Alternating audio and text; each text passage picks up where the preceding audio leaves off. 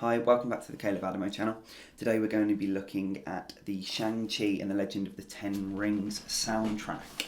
So this was released as an accompaniment for the film of the same name. It came out a couple of weeks ago. This project was executively produced by Sean Miyashiro and the 88 Rising Group, who I have heard quite a lot of music from before, individually, and also some of their compilation projects, the 88 Rising projects that they released a couple of years ago. I think there's been 2 of them so far. I quite like some of their work, so that was really cool hearing that they were going to be helping to executively produce this project. So going into a soundtrack project, you've got to be aware that this whole album, whatever you want to call it, is innately tied to the film. So you need to understand going into something like this that it's not necessarily going to be the most cohesive or thematic album that we've ever heard, because it's going to be a compilation album of tracks that fit together, and hopefully that's basically all I want out of it is some bangers, and that's what I wanted out of it going in, is some good songs I can enjoy, listen to in my spare time, and might be a bit of fun. So I didn't have high hopes in the overall sense of wanting it to be a great album, but I was expecting some bangers, especially once I saw the track list and some of the names that were going to be featured on the project. So what we're going to do is we're going to go through the tracks one by one. I'm going to give you my thoughts very briefly, and then I'll give you an overview and a score at the end. So starting off with the first track, Always Rising. This featured NIKI, Rich Brian and Warren Hugh. Warren Hugh being an artist that I didn't really know very well. I wasn't that familiar with going into this, but I was by the end of it. It was all over the project. So the opening saw this acoustic guitar kind of intro to the track with NIKI singing beautifully over. It then transitions into quite a dramatic strings section with like an operatic vocal in the background, which is then kind of melted into the production and used as like a vocal sample for the second half when the drums come in, and you get this kind of hard-hitting aggressive verse from Warren Hugh and Rich Brian, who both impress on the track, and it's a bit of a banger, it's a bit fun, it's a nice track. Then the second song on the project, Diamonds, Tea and Pearls, I believe is how it's pronounced. You'll see the title name here. This featured DPR Live, DPR Ian and Peace. Again, 3 artists that I didn't really know very well. That was a bit of a theme on this project, me not knowing some of the artists that were on here. But they sounded nice. I believe from what I read that it was actually a song kind of referencing some really popular drink in Asia called bubble tea that originated in Taiwan. Never had it, hadn't even heard of it, so that's an interesting little reference to Asian culture, but not something that I can really comment on because I don't know a lot about it. Features were quite nice. There was some nice singing. There was quite a bouncy pop beat that really reminded me of the pop hit from Dua Lipa called Levitating. The bass breakdown in the chorus was quite similar on this song. So yeah, maybe a little bit rip-offy, maybe trying to copy, I don't know, but it sounded okay, it sounded decent. Then track number 3, In the Dark, featuring Swae and Jhene Aiko. Now this was probably maybe the worst song on the album, definitely one of the weakest, if not the worst. I think Jhene Aiko and Swae both have nice voices, but they didn't really use them well in this song. They didn't really use them to any interesting effect. They didn't do anything interesting, they didn't talk about anything interesting. The beat was really boring. It had this weird kind of auto-tune inflections at the end of some of their lines that I didn't enjoy, I didn't like, and I thought were kind of weird inclusions. So not my favourite song by any means. It just came off as a little uninteresting for me. There was also a lack of a really good chorus, and from 2 really nice voices and big voices in the hip-hop R&B spheres, it would have been nice to hear something a little bit more interesting, but that's not what we've got, unfortunately. So moving on to the 4th track, Lazy Susan. So this featured 21 Savage, Rich Brian, Warren Hugh and an artist called Swae, something like that. I might be butchering the pronunciation, so I do apologise if I am. This saw a return kind of to mainstream hip-hop that's quite prominent on this project all the way through, really. There was some decent rapping from 21 Savage. Rich Brian had a nice performance. Warren Hughes starts the whole song by rapping in Chinese, what I presume is Chinese, given that he is an artist from Chengdu. Again, I might be butchering the pronunciation, but an artist from Chengdu in China. It was really cool to kind of hear that cultural language influence present on the track, especially given that this is meant to be a project that is accompanying the very first East Asian led Marvel superhero film or whatever. So yeah, it was cool to hear those switches in language on the project, and I enjoyed that, and I thought maybe there could have been more of that, but I get that they were trying to aim this at a more Western audience, but it was nice to hear anyway. So the track overall was a bit of a banger. It's just a bit of fun. It's not the best thing I've ever heard, but it fit nicely. It was fun to listen to. So moving on to track 5, Nomad. This featured Jhene, Hoshino and Zion T, 2 more artists that I'm not that well versed with. Don't know their music very well. Have heard of them, but again, couldn't really point you out to any songs. Another weak track. Didn't like this song either. Thought they were attempting to make this kind of groovy R&B inspired joint, but what we actually got was a really overproduced and just soulless track with some really weak vocal performances from the 2 of them. I think that it just felt like it was a classic overproduction in terms of finely tuning the beat, the vocals, to the point of making it bland and tasteless, and there's just nothing to it. There's no charisma, no character, no energy. It was really boring. I didn't like this one at all. Moving on to track number 6, Fire in the Sky. This was released as a single before the soundtrack came out, so this just features Anderson .Paak. I battled with this one for a while as I wasn't sure if I liked it or not, but I think I've come round on the side of enjoying it more. So Anderson .Paak kind of brings his usual groove, his usual charisma to the track, and I like that. It's quite a slower song. It's quite chill, and the beat that it accompanies it isn't maybe the best Anderson .Paak beat I've ever heard. I would have liked to hear a bit more variety and something more interesting in the drum lines, especially given how impressive of a drummer we know Anderson .Paak can be. But it was nice. It was a relaxing time essentially. I liked it. I liked hearing him talk about just basically falling in love and predicting that a relationship is going to go somewhere in the future, and it was just nice. It was a nice, easy listen. So then moving on to track number 7, Lose Control, which is a song just featuring the artist JJ Lin, another artist not that well knowledgeable on. I like JJ Lin's voice on here, talking about basically just living in the moment because everything's going to end anyway. It was a okay song. I think it suffers from being quite forgettable. I don't think it stood out particularly in any way. I think, again, this is becoming a bit of a theme, but a standout chorus really would have helped this song. Something to remember it by, something to latch onto. Maybe if you wanted to feature another artist to bring in something, that would have been nice. But there was an interesting Daft Punk-esque vocal switch in the middle of the song, but other than that, there wasn't much to make it stand out. So moving on to track number 8, Every Summertime. This featured just NIKI. Now I'll tell you what, NIKI was definitely one of the highlights of the whole project for me. I came away from this album or soundtrack thinking that I had found an artist that I see a lot of potential in. NIKI was that. Her performance on here was nice, groovy, sultry almost. It was something that I really would have liked to have seen Anderson .Paak work with as well, if that makes sense. So the vibe and the groove that NIKI brought on this song was very much that kind of jazz rap, jazz influenced, soothing vibe that I think Anderson .Paak would have worked really nicely with, and I'd love to see them collaborate. It was a shame that we got 2 separate tracks from them rather than hearing them on each other's songs, because that would have been really cool. And I'm a big fan of Anderson .Paak as well, so I think that NIKI really impressed me on this album and on this song. I think that this was probably one of NIKI's best performances on the album, probably. But I definitely recommend checking it out. It was a nicely written, smooth pop song. It was good. So then moving on to track number 9, Never Gonna Come Down, featuring Mark Tuan and Bibi. Yes, wasn't it? This was, again, one of the worst songs on the album, and unfortunately that's a little bit of a theme for this project, really. There are highs and there are lows. There are some songs that I really liked and some songs that I thought were really bad.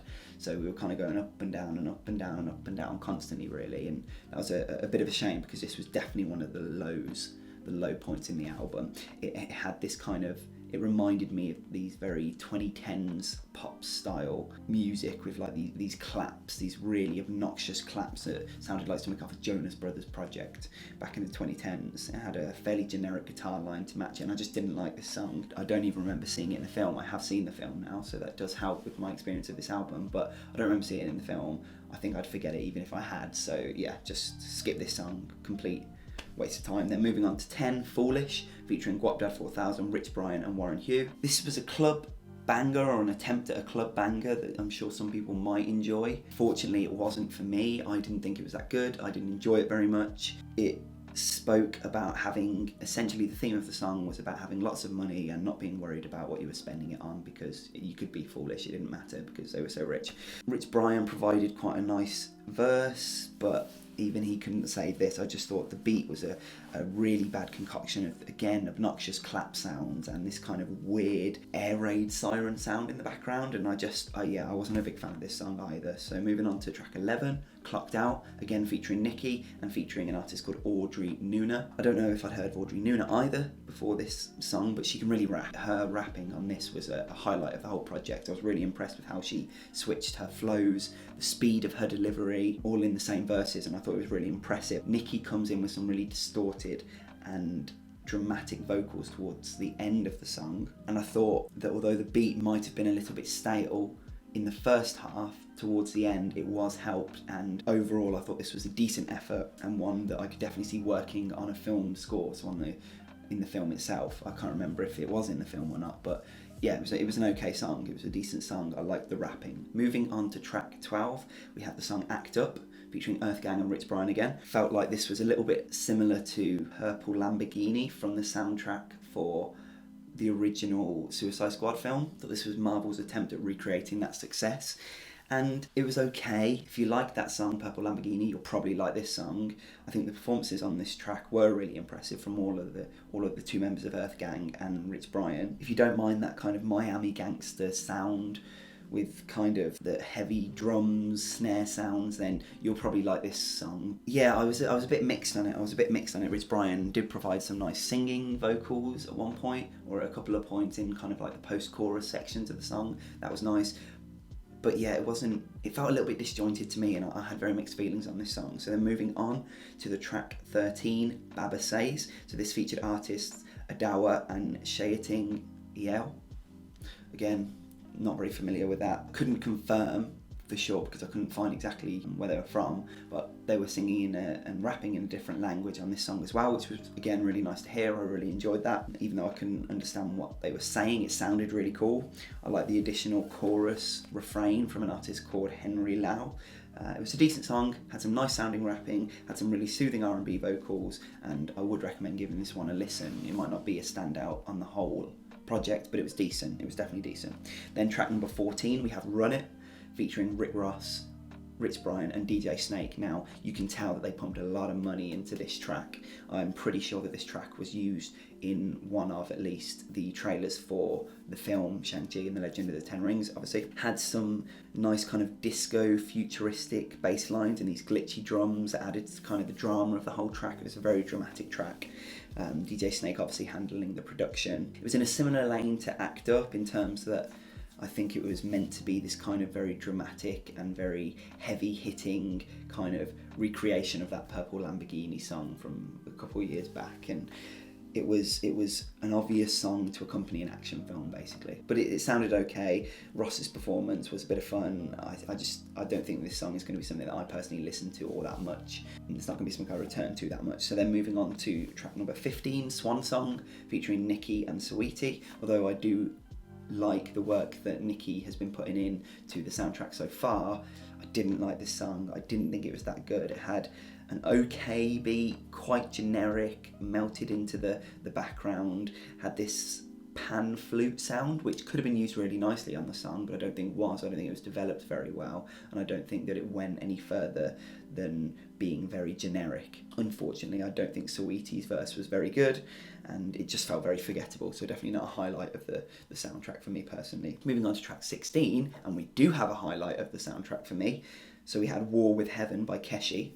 Now this was, without a doubt, my favourite song on the whole project, and a personal favourite song that I've heard definitely in weeks. I loved the vocals from Keshi. I'd never heard of Keshi before, but the voice and the singing was beautiful on this track. It was honestly beautiful. Keshi was able to kind of use these falsetto flips in the chorus that didn't sound forced but sounded so natural and added to this really already very catchy song, something that's been in my head for the last few days, honestly. It was the best song on the project for me, lyrically, very interesting, vocally, even the production kind of perfectly assisted this very chill aesthetic vibe that Keshi had kind of cultivated on this song. So yeah, I would definitely recommend checking out this track if you haven't heard this one. If you listen to one song off the whole album, make it be this song. Moving on to track number 17, Hot Soup. So it's said on the track listing on Tidal that this is by 88 Rising and Simu Liu. I might be butchering that pronunciation, but Simu, who we'll call them for now, it's the only voice or vocals that you hear on the album, so I don't know why it states 88 Rising for this song where it doesn't for the other ones. But it's okay, it's quite a reflective track talking about pairing good memories of parents or grandparents that have maybe passed away or moved on or whatever, and associating that with the idea of a soup, a very homely memory and image. And it was I don't want to say okay song, because I always say okay song. To me, this was a bit boring. It was a boring song. I didn't love it. I won't be returning to it. But I do respect the content of the lyrics, and some people might get something out of it. So moving on to the final track of the album, Warriors, featuring Seori and Warren Hugh again. Starts off with some very kind of elegant orchestral lines, and then the beat comes in and changes the whole direction of the song. Warren Hugh raps about where he's kind of come from and how he's fought to be where he is, and obviously that ties into the name of the song, Warriors, and he's battled to get to where he is now. Chorus is handled by Seori. He has some nice singing on the chorus.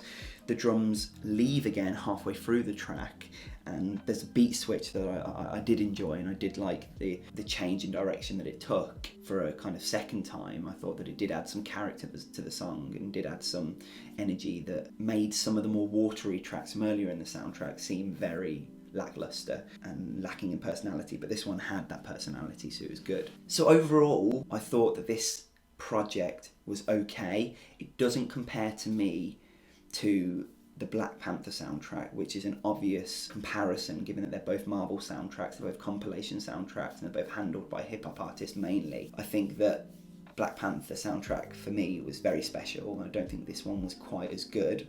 I would have liked, or I would be interested to hear why there were more non-East Asian artists on this project. The likes of Guapdad 4000, EARTHGANG, Rick Ross, Saweetie, even Anderson .Paak, 21 Savage. I think they contributed some really good verses and some really good moments on the project and the album, but I'd just be interested to hear why they decided to put more artists that weren't kind of representative of the direction that the film's going in. But that's not a negative, that's not me criticising it at all. I'd just be interested to hear that if you happen to know why those artists were chosen to be featured on this project, and I'd love to hear it down below in the comments. So yeah, overall there were a couple of good songs that you could take from this project. Unfortunately, it was a little bit of a roller coaster journey for me, so there were a couple of highs, plenty of lows, and a lot in the middle. So I kind of found this project to be quite average overall. Like I said, War with Heaven was a song that I've returned to a couple of times already on its own because it was really catchy for me, and I do recommend checking out that track. Keshi is an artist that I need to keep an eye out for and need to keep my ears open for music coming down the pipeline. So yeah, so overall I would give this album a 5.2 out of 10. Quite middle of the road, quite average, not terrible, not great. Yeah, 5.2 is how I'm feeling on this. If you thought I was waffling or if you agreed with me, let me know down in the comments below. Please like this video. If you enjoyed, please subscribe. It'd be great to see some new faces. Cheers for watching.